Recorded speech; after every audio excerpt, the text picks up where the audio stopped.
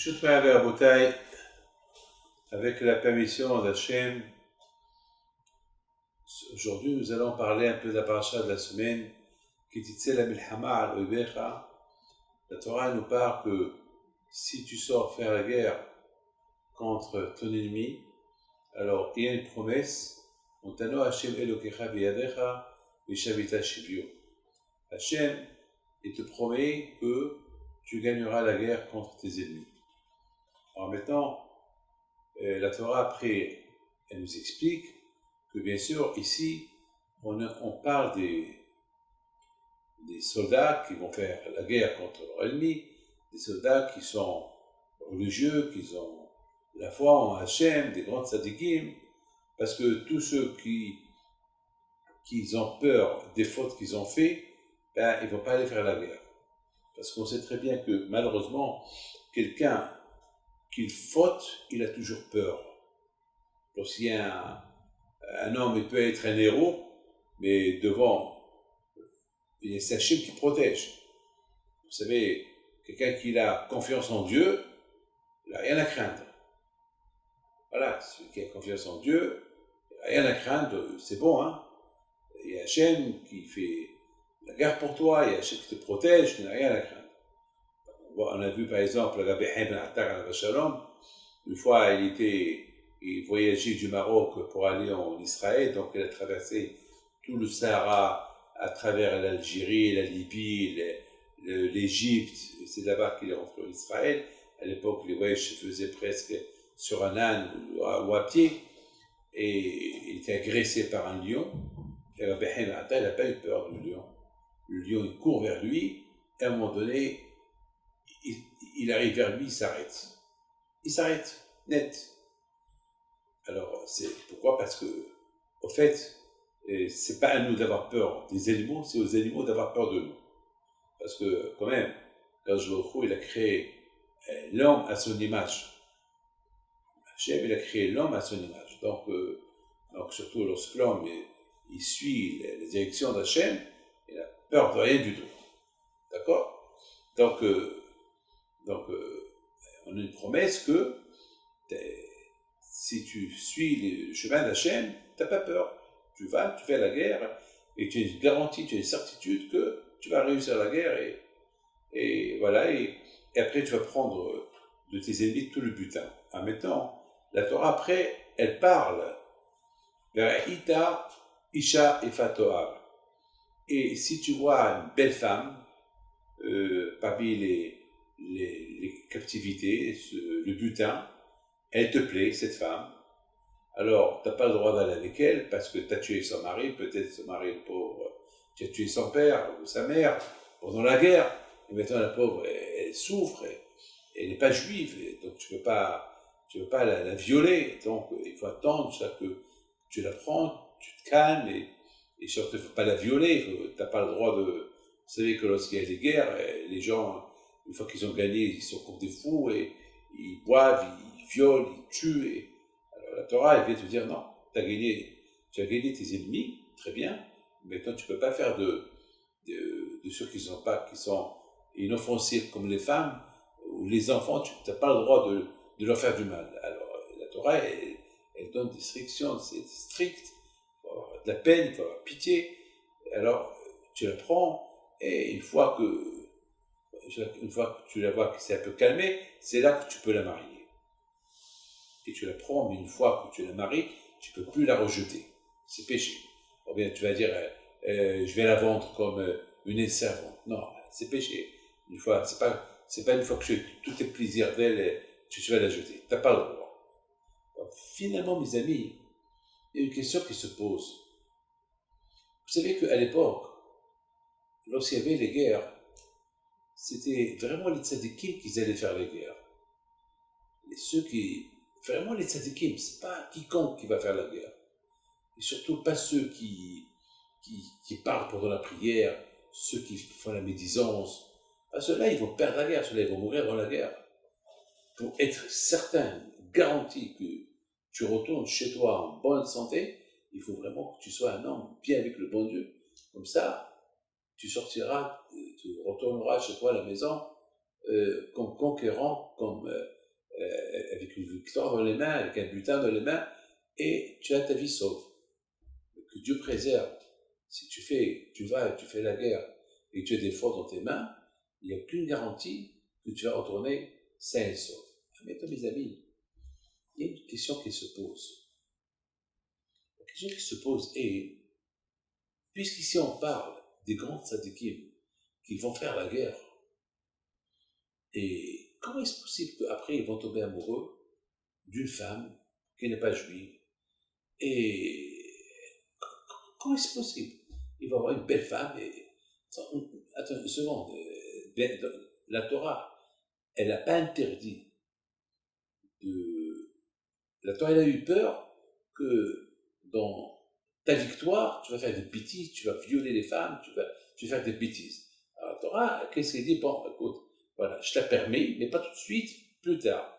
La Torah, elle te donne un laps de temps. Peut-être après, tu vas te calmer, parce qu'il y a ce qu'on appelle, il y a le mauvais penchant, il y a le tzara, il y a l'envie d'aller avec la femme. Bon, mais après, sachant que la Torah, elle t'a permis, mais pas pour tout de suite, peut-être après, tu vas te calmer, tu vas pas la marier, et puis, laisse-la chez elle, laisse-la marier les gens comme elle, c'est pas la peine de lui faire du mal. Peut-être, la pauvre, une fois que tu as tué son père, ou sa mère, ou son mari, ou son frère, elle va pas être heureuse avec toi, alors lâche-la. C'est pas la peine de la faire souffrir. Tu as tué ses parents, et en plus, tu l'as converti de force, et tu la maries de force. C'est pas bien.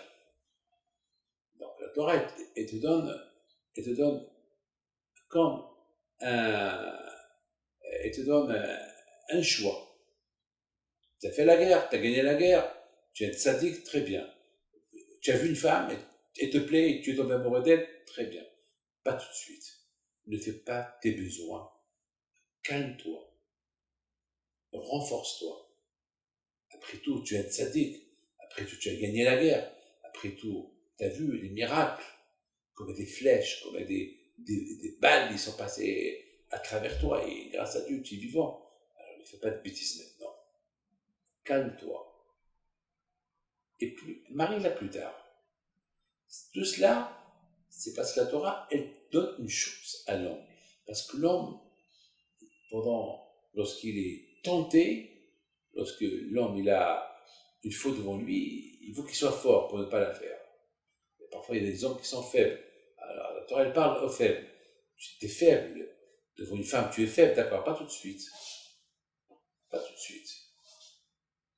D'ailleurs, mes amis, vous avez vu que lorsque les Juifs sont partis faire la guerre contre Midian, c'est écrit dans la Torah, qu'ils ont fait la guerre contre Midian, et ils ont gagné la guerre, ils ont pris toutes les femmes de Midian en captivité. Et parmi ces femmes, il y avait beaucoup de femmes qui ont fauté avec les Juifs avant la guerre. Et pourquoi Hachem a dit aux Juifs, aux Bnei Israël, de faire la guerre à Midian? Parce que Bilam, il a donné un conseil à Balak: si tu veux que le bon Dieu ait puni les Juifs, envoie-leur des femmes. Qu'est-ce qu'ils ont fait? Ils ont envoyé des femmes de Midian. Ils ont fauté avec les Juifs. Il y a eu 24 000 morts chez les Juifs. Le bon Dieu s'est énervé, il y a eu une épidémie. Après, Hachem a dit, il faut venger ces 24 000 là, de chez Midianim. Donc, c'est ce qui s'est passé. Ils sont partis faire la guerre contre les Midianim, et il y a eu là-bas plein de milliers de femmes qui ont fauté avec les Juifs. Et malgré tout, ils n'ont pas fauté avec eux. Dieu seul sait. 100% de ces femmes-là, pour ne pas qu'ils soient tués, ils ont charrié les soldats juifs pour fauter avec eux, et les Juifs, les soldats juifs, ils n'ont rien fait avec eux. Ils les ont apportés chez Moshe Rabbeinu. Moshe Rabbeinu, au départ, lorsqu'ils ont vu, il s'est énervé. Il a dit, mais pourquoi vous les avez laissés vivants? C'est à cause d'eux qu'il y a eu des morts. Donc finalement, Moshe Rabbeinu s'est calmé. Donc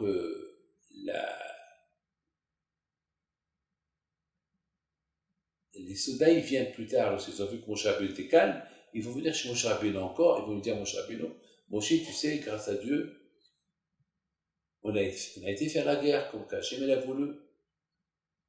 Grâce à Dieu, personne n'est mort. On n'a pas fauté avec les femmes. Et même qu'on avait des tentations pour aller avec eux, parce qu'il y a eu beaucoup de femmes que malheureusement, ils ont fauté avec des Juifs, qui sont morts dans l'épidémie, et ils ont voulu, ils nous ont tenté pour aller avec eux, mais on n'a rien fait avec eux, mais quand même, on avait des envies. Alors on veut se faire pardonner pour ces envies qu'on a eues. Et ça n'a plus à manger. Rosh Rabbeinu, il a dit, je suis fier de vous. Je suis fier de vous que vous n'avez pas fauté avec eux. Très bien. Bon, les envies, malheureusement, on ne peut pas les maîtriser. L'envie, il faut faire attention. Pour ne pas avoir envie d'une femme mariée, pour ne pas avoir envie d'une femme ou n'importe quoi, il faut pas voir. C'est tout. Il faut éviter. Voilà. Ah, maintenant, la question que je me pose maintenant, c'est, je comprends pas. La Torah, on dirait que la Torah, elle donne une solution. Celui qui fait la guerre et il voit une femme qui lui plaît, la Torah lui donne une solution qu'il peut la prendre et qu'il aimerait plus tard. Mais la Torah lui a dit dire non, t'as pas le droit, c'est tout. Comme elle n'a pas le droit de manger tout ce qui n'est pas cachère, la Torah lui a dit dire non, tu vas faire la guerre, t'as gagné la guerre, t'as pris le butin, ça suffit. Les femmes, tu n'en touches pas.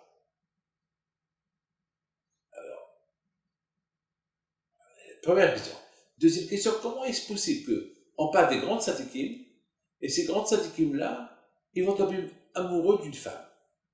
Ils voient des miracles qui sont arrivés, et ils vont tomber amoureux d'une femme. Comment est-ce possible? Mes amis, nos sages ils disent que même David Ameller, qui était un grand sadique, il ne sait pas si faire la guerre contre ses ennemis, ben, il a vu une belle femme lorsqu'ils ont gagné la guerre, ils ont capturé, dans les femmes qu'ils ont capturées, il y avait une très belle femme. Ils l'ont apporté David Ameller, David Ameller, il s'est marié avec elle. Pourquoi? Parce que la Torah, elle l'a permis. C'est incroyable. Ça veut dire quoi? Ça veut dire que même David Ameller, et d'ailleurs, nos sages disent que celui qui cherche la beauté, les enfants qu'ils ont de cette beauté-là, ils ne vont pas être bien. La preuve que David Ameller, il a gagné la guerre, il a pris cette femme-là, qu'il a convertie plus tard, il est sorti d'elle, Absalom. Absalom, c'était un garçon qui s'est révolté contre son père.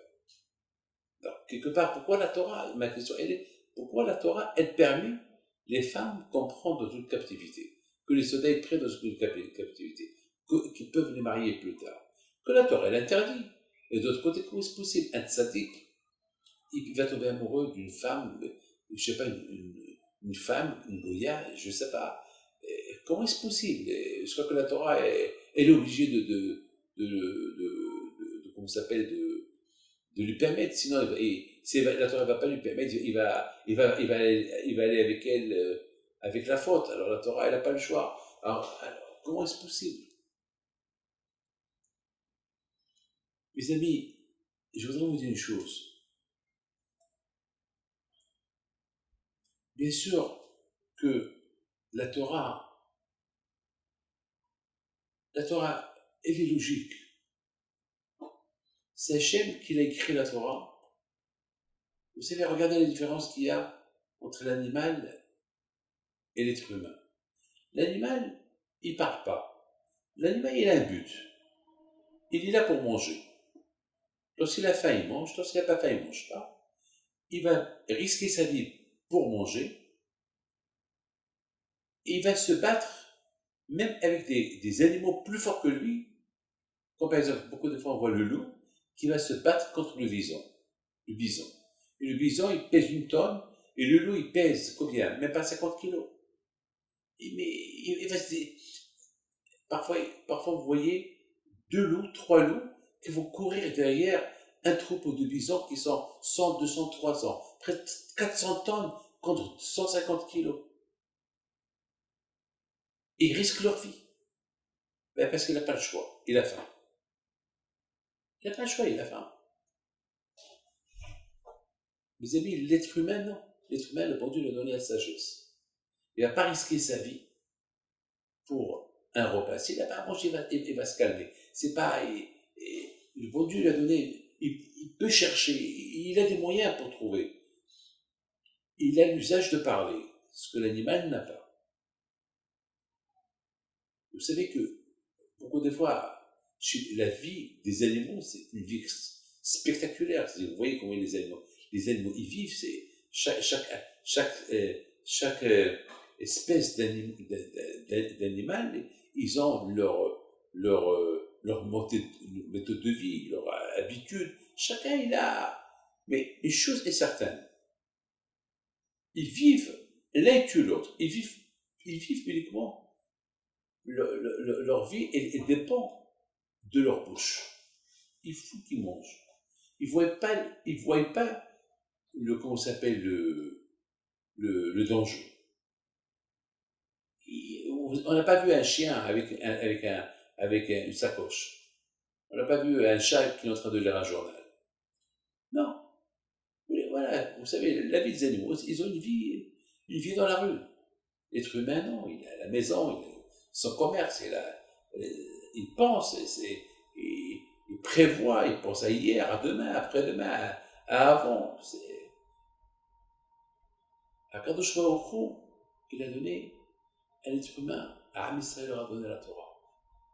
Il faut savoir une chose, et ça, je l'ai lu cette semaine, il faut savoir que la différence entre le judaïsme et le reste du monde, c'est que, par exemple, ne pas voler. Ne pas voler, c'est... La Torah dit ne pas voler, ne pas tuer. Mais le reste du monde aussi, il dit il ne faut pas voler, il ne faut pas tuer. Alors, quelle différence entre le juif qui dit que la Torah elle dit ne tue pas, ne vole pas, et le reste du monde, il y a des lois, il y a la police. La police est là pour ne pas que tu tues, pour ne pas que tu voles. Alors, quelle différence? La différence c'est que moi je ne tue pas, moi je ne vole pas, ou je ne fais pas du mal, parce que la Torah me l'a interdit, parce que Hachem me l'a interdit, le bon Dieu me l'a interdit. Ce n'est pas la police qui me l'a interdit, c'est le bon Dieu. La différence, elle est énorme. Parce que beaucoup des fois, on veut trafiquer. Tant que la police ne me voit pas, je peux voler, je peux tuer. Il ne faut pas que je me laisse arrêter, je fais arrêter. Mais lorsque je sais que c'est Hachem qui m'a interdit de voler, c'est le bon Dieu qui m'a interdit de voler, de tuer, que même si je suis seul, je ne veux pas voler, je ne veux pas tuer. Parce que le bon Dieu me l'a interdit. Parce que la Torah me l'a interdit. Vous savez, beaucoup des fois, je donne la parole d'honneur. Et il y a une fois, j'étais dans un avion, et voilà, il y avait un monsieur qui ne savait pas que j'étais dans l'avion. Il était en train de manger du non-kasher, et à un moment donné, il se lève, une fois qu'il a bien mangé, il voit que j'étais derrière lui. Alors, au départ, il ne m'a pas vu, parce que lui est arrivé avant moi je suis arrivé après lui, mais j'étais derrière lui. Donc dans sa tête, il n'y a personne qui le voit. Et à un moment donné, lorsqu'il a vu que j'étais derrière lui, il était gêné. Il me dit, excusez-moi, je ne savais pas que vous étiez là. J'ai dit, mon fils, quelle différence, je suis là ou je ne suis pas là? Mais il y a le bon Dieu. Si je suis là, il y a le bon Dieu. Ben, si je ne suis pas là, il y a le bon Dieu. Pourquoi? C'est moi qui t'ai créé. C'est de Dieu qu'il faut avoir peur. Je lui dis, moi, si j'étais seul dans l'avion, même le seul passager dans l'avion, et que personne ne me connaît, ben je ne vais pas manger. Parce que c'est interdit. La Torah me l'interdit. Est-ce que toi,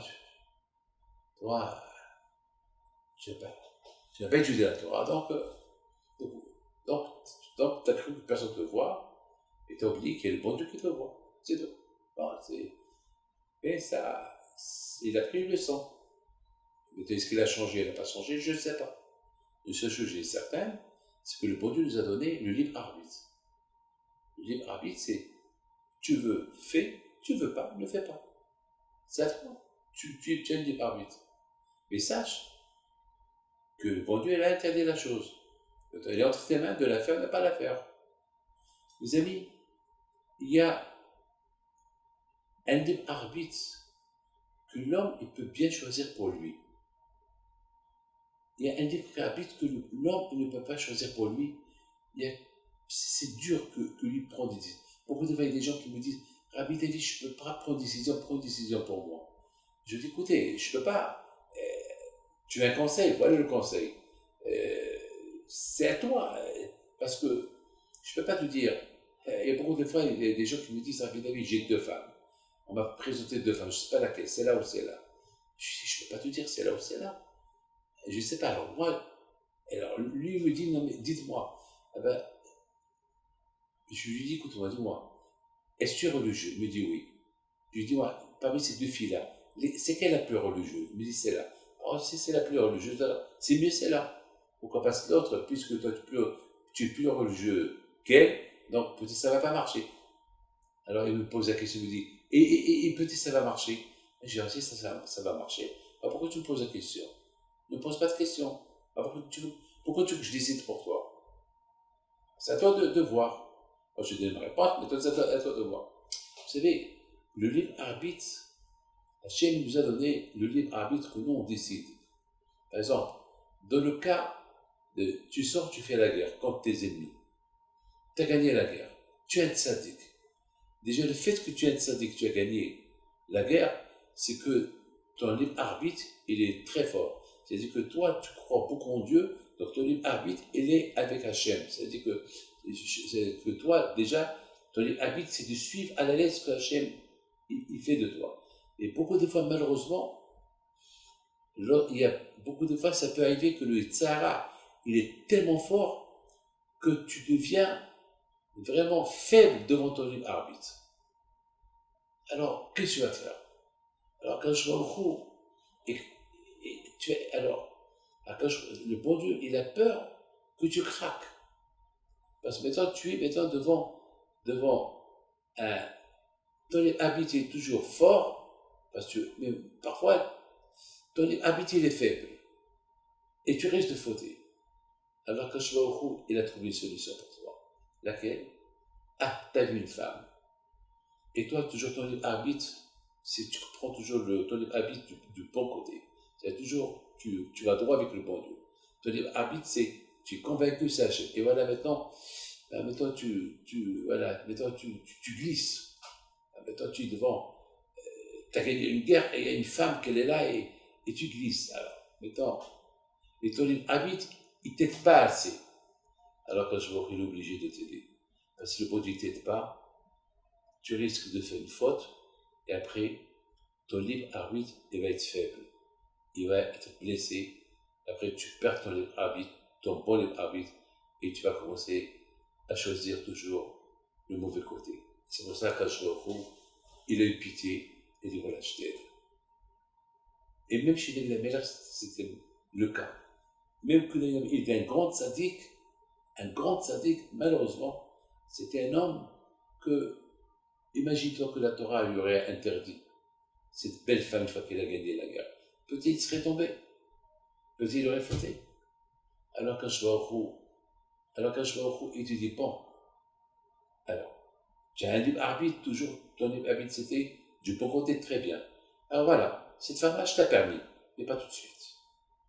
Donc quand je vois que tu mets dans une situation que mon libre arbitre, il n'est pas affaibli. Il n'est pas, mon libre arbitre reste toujours le même. Donc, alors que je veux te dire que tu as gagné dans l'affaire. C'est-à-dire, voilà, cette femme-là, que tu as vue, en temps normal, était interdit. Et maintenant, puisque c'est le temps de guerre, et tu n'as pas touché une femme pendant des mois et des mois, et voilà, cette femme, elle est là, tu as envie d'elle, d'accord, mais pas tout de suite. Tu peux faire d'elle ce que tu veux, pas tout de suite. Ah, bon, alors pas tout de suite, peut-être, le fait que tu ne fais plus rien du tout, tu fais rien du tout avec elle maintenant, peut-être, tu vas te refroidir, et tu vas la lâcher, et tu vas rien vivre avec elle. Donc, quelque part, c'est ça, mes amis. La Torah, elle aide ton arbitre à le renforcer. David Ameller Alav Shalom. Le fait que la Torah lui a permis cette femme-là, il pouvait la prendre, donc il est toujours resté tzaddik. Puisque la Torah lui a permis, donc il a pris, et il l'a marié plus tard, et il est resté toujours le même David Ameller qui était tzaddik. Mes amis, je veux un parole d'honneur que beaucoup de fois ça arrive que lorsque les parents sont très durs avec les enfants, ils sont très durs avec eux, à la fin, parce que l'enfant aussi veut un peu sa liberté. Tu ne peux pas toujours lui dire non, non, non, non, non. Il faut expliquer. Il faut expliquer. Beaucoup de fois, l'être humain, il est faible. J'ai vu beaucoup de fois des gens qui font des choses qui font pas qui font pas des choses interdites uniquement parce qu'ils ont peur. Ils ont peur de leurs parents. Au contraire, il faut être un peu souple avec les enfants. Aujourd'hui, on vit dans un monde dur, un monde de liberté. Et bien sûr, tout est interdit. Beaucoup de choses sont interdites. Il faut avoir une logique, il faut interdire, il faut savoir aussi quoi permettre. Il faut être un peu cool, pas, pas fauté, mais être un peu, vous savez, il faut avoir une manière comment présenter la chose à l'enfant. Regardez comment Kachkou nous a présenté la chose. Il nous dit, c'est interdit d'aller avec une non-juive.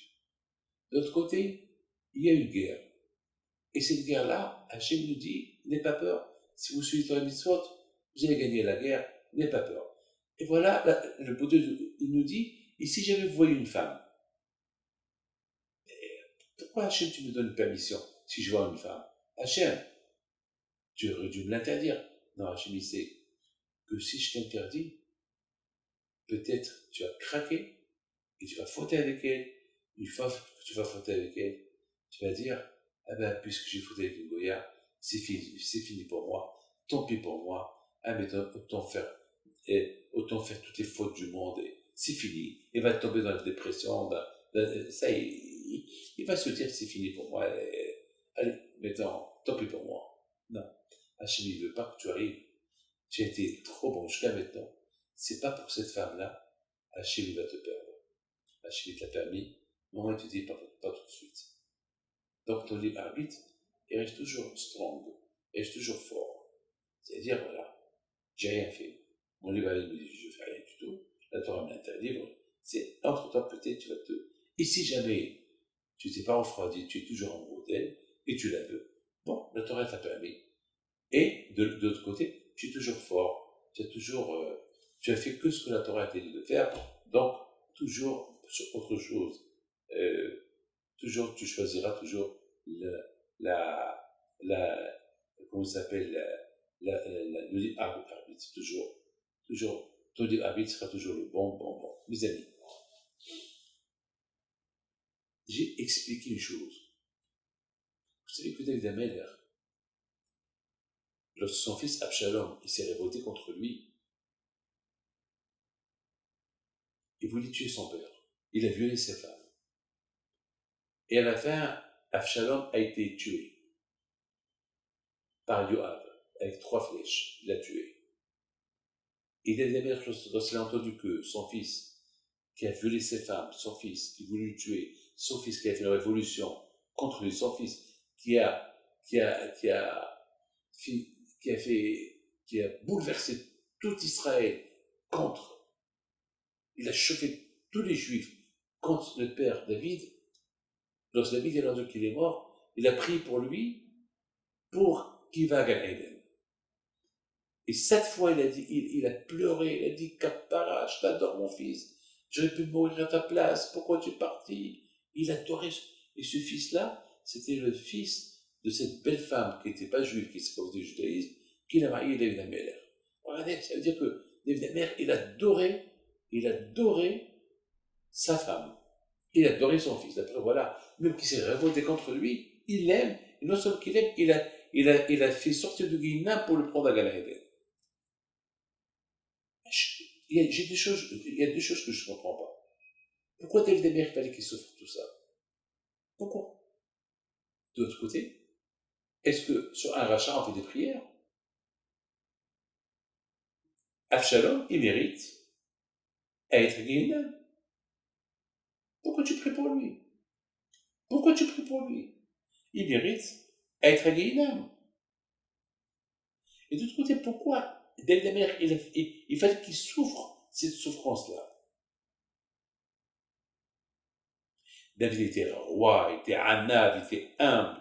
Il a étudié la Torah. Là où il va, il prend avec lui un Sefer Torah. Nuit et jour, il étudie la Torah. Il n'était pas orgueilleux. Pourquoi il devait souffrir tout ça? Pourquoi? Et de l'autre côté, David Ameller, il voit que son fils il est mort. Son fils qui a fait tant de dégâts, il prie pour lui pour pour qu'il sorte de Guinam et qu'il va à Gan Eden. Il pleurait. Pourquoi est-ce qu'on prend des deuils sur un rachat?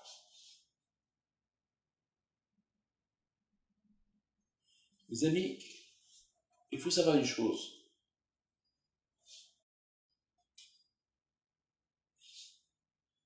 Même que Avshalom était rachat, David Amelech, il a prié pour lui. Pourquoi? Parce que Avshalom, il avait quand même une bonne qualité. Il était nazir. Il était nazir. Nazir, ça veut dire qu'il ne buvait pas du vin. Il était pur. Il ne touchait pas les morts. Nazir, c'est celui qui veut être proche de Dieu. Alors, il ne boit pas du vin, il ne coupe pas ses cheveux, et il ne devient pas impur avec les morts. Et quand même, c'est un sacrifice, hein. Aujourd'hui, bon, il y a un bon repas, on veut l'accompagner avec un verre de vin. Ne pas s'approcher à une vigne, aussi, c'est interdit. Quand même, David Amelech, il a vu en Avshalom, son fils, des bonnes qualités quand même il était rachat. Par rapport à cette qualité qu'il avait, Avshalom, David Amelech, il a dit à Akash Baruch Hu même que Avshalom, mon fils, c'est un rachat, mais quand même, il avait une bonne qualité. C'est un sacrifice de ne pas boire du vin. C'est un sacrifice de ne pas approcher les morts. C'est un sacrifice de ne pas toucher un mort, de ne pas approcher un endroit où il y a les grappes de raisin qui poussent.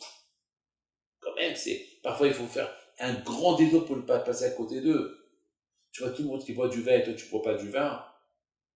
Avec la chaleur de l'époque, il lui fait pousser ses cheveux pour ne pas, parce que c'était un nazir. C'est dur quand même.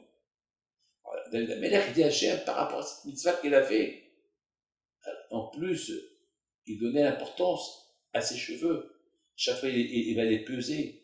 Et il donne le contrepartie de cet argent au Beth Amikdash.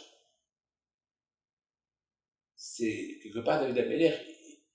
Il dit à Hachem, je sais qu'on fait un rachat, il a fait beaucoup d'Averot, mais par rapport à cette mitzvah qu'il a fait, que cette mitzvah il le protège, au moins qu'il ne rentre pas Guéhinam. Et quant à moi, eh ben c'est de ma faute. Si Avshalom, il était ce qu'il était, il s'est révolté contre moi, c'est à cause de moi. Parce que j'aurais dû pas marier sa mère, qui était Goya, et que j'ai pris en captivité, et parce qu'elle était belle. Donc, quelque part, c'est de ma faute. Alors, pourquoi il doit payer pour ma faute?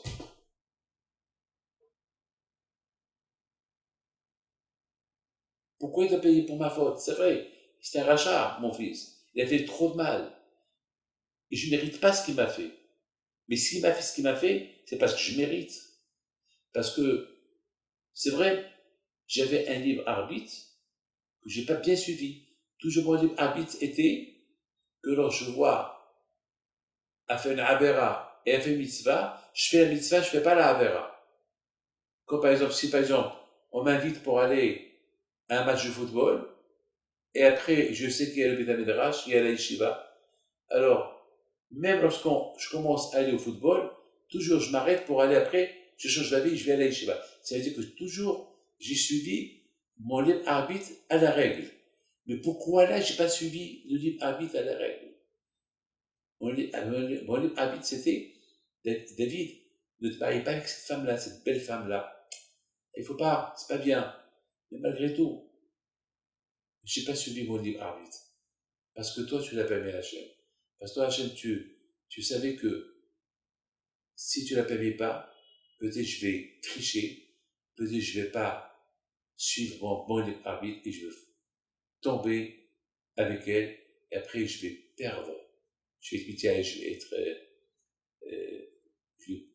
avoir une dépression, je veux dire, là c'est fini pour moi. Une fois que j'ai fait cette affaire. Vous savez, il y a beaucoup de gens qui me le disent, hein. Il y a beaucoup de gens qui étaient bien dans la Torah, et parce qu'ils ont commencé à fauter, il y a une fois quelqu'un que, malheureusement, était tenté de voir un film sale, et une fois qu'il l'a vu, il a continué à voir les autres. Je dis, pourquoi tu n'arrêtes pas? Elle dit, parce que j'ai vu ce que j'ai vu, j'ai dit, bon, parce que j'ai vu ce que j'ai vu, et je ne devais pas voir, et je me suis dit, bon, c'est fini, allez. Je suis tombé dans le désespoir. Je dis, non, tu fais tes chevaux. Il me dit, quoi, et tu penses que là, je vais me pardonner? Mais je dis, bien sûr, je vais te pardonner. Il faut arrêter tout de suite. Pourquoi moi, David Pito, ça ne m'arrive pas de fauter. Et après, j'essaie, je demande à je vous pardon. Mes amis, que le bon Dieu vous protège. Nous sommes aujourd'hui dans le mois des Louls.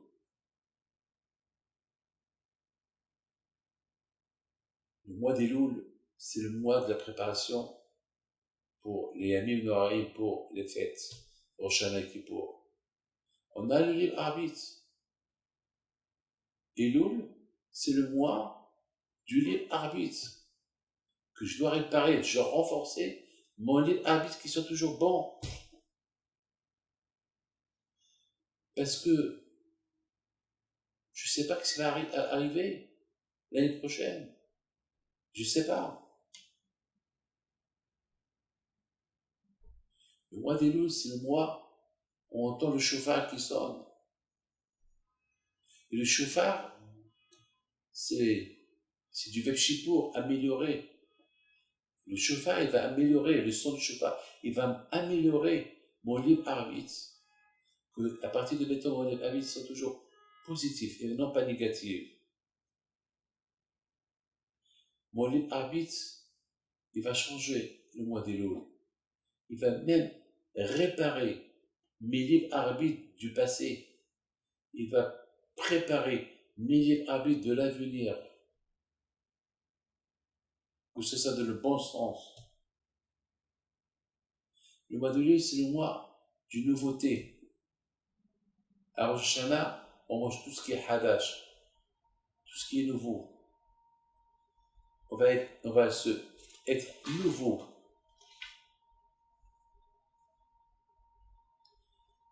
Mes amis, simplement je voudrais vous dire une chose.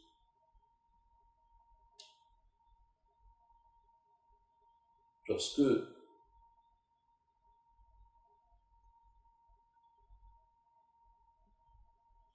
si on veut réussir dans la vie,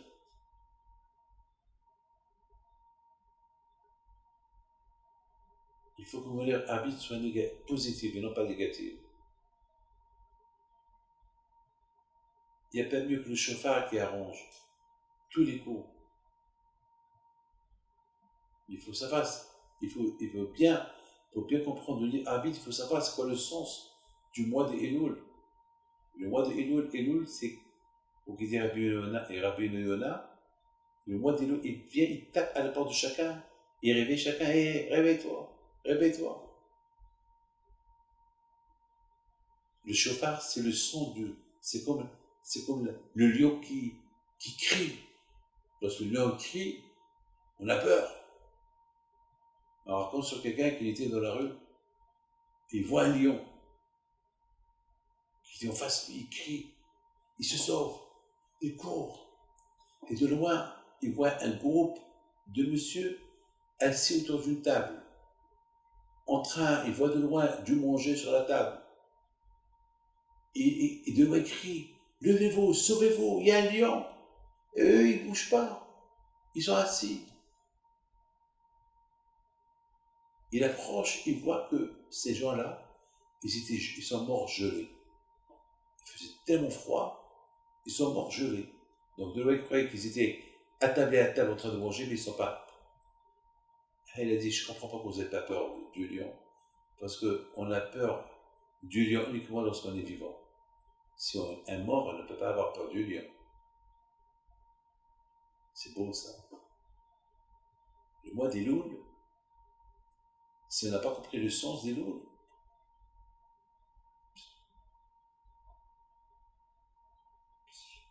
donc on est comme des morts vivants. Pour sentir le sens des Louls, il faut être vivant, il faut comprendre c'est quoi Elul. Elul, c'est les jugements qui approchent.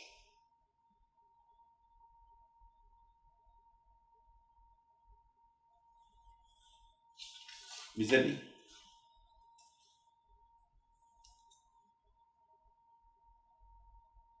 lorsqu'on dit le mot sacrifice, ça veut dire que c'est au-delà.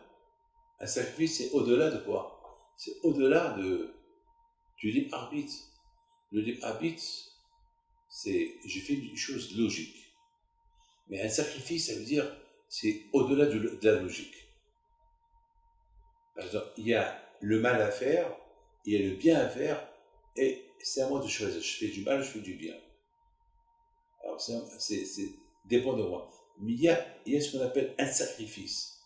Beaucoup des fois, le libre arbitre peut te dire, tu n'es pas obligé de faire le sacrifice, fais au strict minimum, voilà, t'as fait, voilà.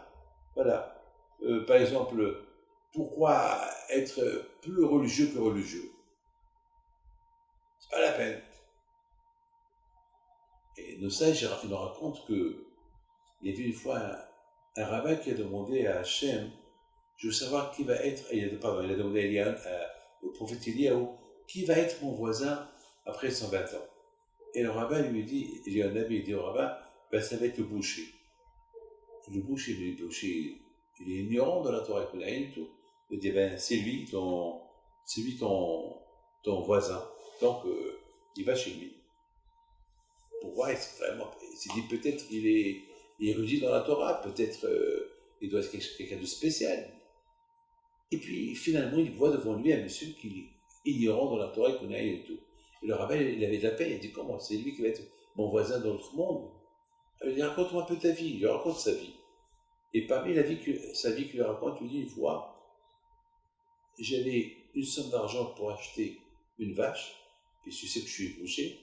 Il y avait une femme qui pleurait, et elle pleurait parce qu'elle n'avait pas d'argent pour faire le mariage de sa fille. Et je lui ai donné tout mon argent.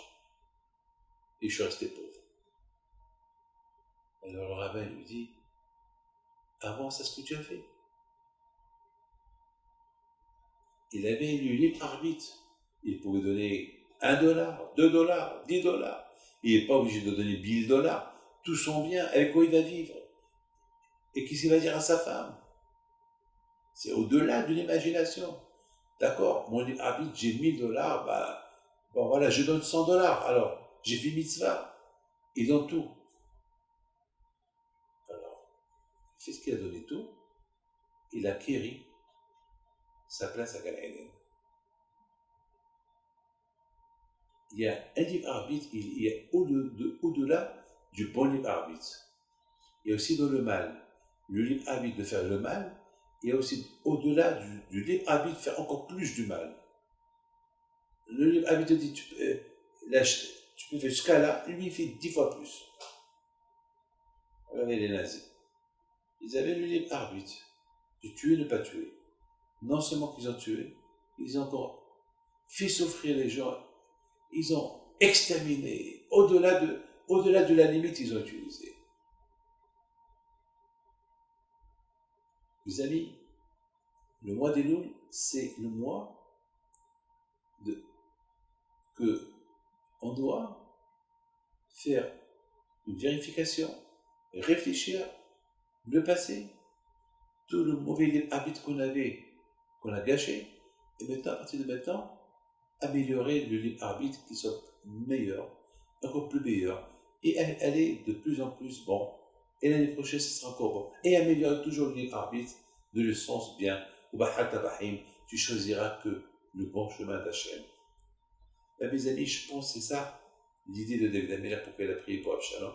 Parce que David Ameller a dit, bon, peut-être c'est à cause de moi que Absalom il est ce qu'il est.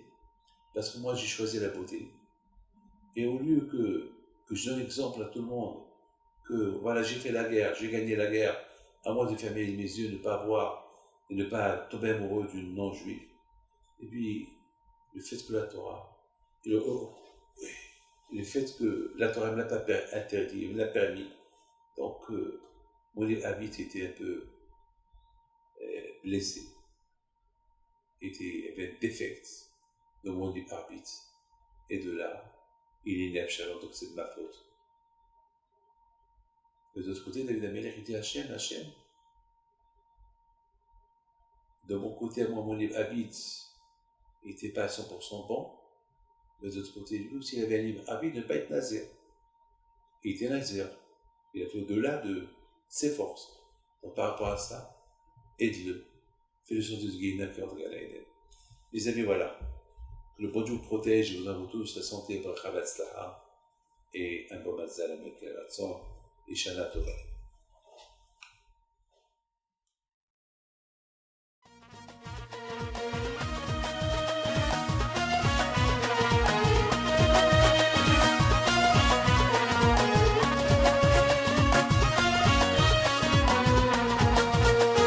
نضوي انا صغرتو على ربيع حي بنتو